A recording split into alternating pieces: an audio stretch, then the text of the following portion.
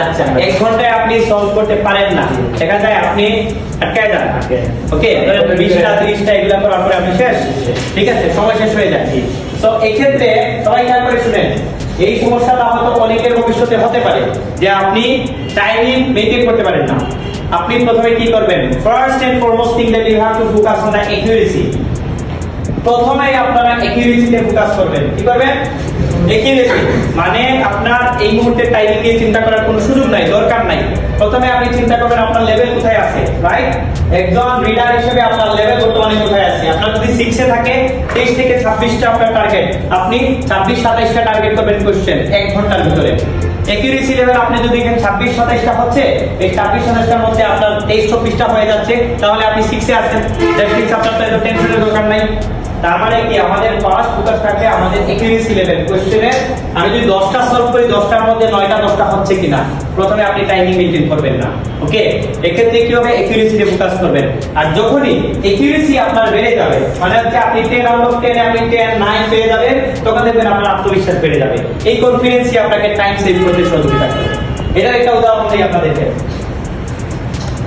ধরেন for example আপনার 1 ঘন্টা 40টা প্রশ্নের জন্য পার কোশ্চেন আমরা কত সময় পাই? 1.5 মিনিট, 1.5 মিনিট সময় পাই না? 40টা কোশ্চেনে 60 মিনিট থাকলে 1.5 ঘন্টা সময় পাই, 1.5 মিনিট সময় পাই রিডিং এর ক্ষেত্রে। সো আপনি যখন আপনার লেভেল অনুযায়ী মনে করেন আপনার লেভেল আছে বর্তমানে 5.56, তার মানে কত? আমি ধরে নিতে পারি 90 থেকে 26। ওকে, 19 থেকে 26 হচ্ছে 5.5 থেকে 6। ওকে, আবার 5.5 স্পেসিফিক করলে কি হয়? 19 থেকে 22। ওকে, সো 19 থেকে 22 আপনি যদি এখানে 25টা কোশ্চেন টার্গেট করেন, আমি ধরে নিলাম 30টা টার্গেট করলেন কোশ্চেন, 30টা টার্গেট করাতে পার কোশ্চেনে যে আপনি সময় কত পাচ্ছেন? 2 মিনিট। 2 30 এ 60, আপনি 2 মিনিট সময় পাচ্ছেন পার কোশ্চেনে। এখন 1.5 মিনিট আপনার ব্রেইনের জন্য কাজ করতে সহজ হবে না? 2 মিনিট। ব্রেইন প্রেসার কোনটা বেশি ফিল করবে? 1.5 মিনিটে, ঠিক আছে। সিমিলারলি আপনি যদি আপনার 19 থেকে 22 টার্গেট থাকে, আপনার সময় আরো সেভ হয়ে যাচ্ছে। এটা ফলাফলটা কি? ফলাফল হচ্ছে ব্রেইন যখন আপনি প্রেসার কমায় দিচ্ছেন, তখন ব্রেইন দেখবেন খুব ফাস্ট কি করতে পারবে, আনসারগুলো রিড করতে পারবে। এবং এর রেজাল্ট আপনি যদি 1 ঘন্টায় টার্গেট করেন 25টা কোশ্চেন, দেখবেন আপনার 50 মিনিটে 25টা সলভ হয়ে গেছে। অটোমেটিক্যালি আপনি 10 মিনিট পাবেন। আমরা ঠিক ওই জায়গায় ভুল করি। আমরা কি করি?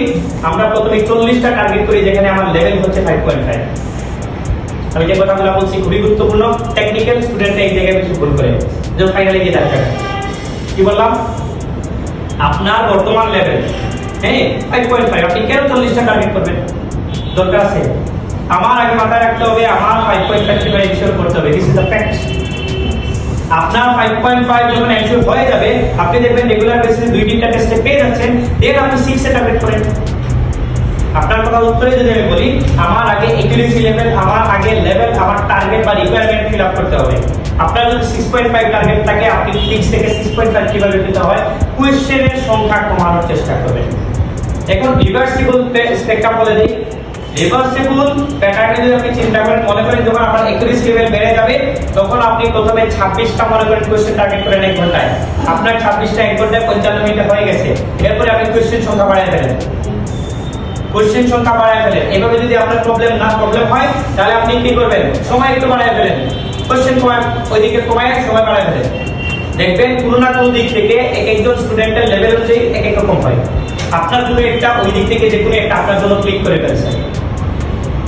আমি জানি না আপনি কোন জায়গায় এক্সপার্ট, কোন দিক থেকে বা কোন জিনিসটা আপনাকে ব্রেক সহজে দিচ্ছে। আর সবথেকে ইম্পর্টেন্ট ব্যাপার যেটা, রিডিংকে এনজয় করতে হবে।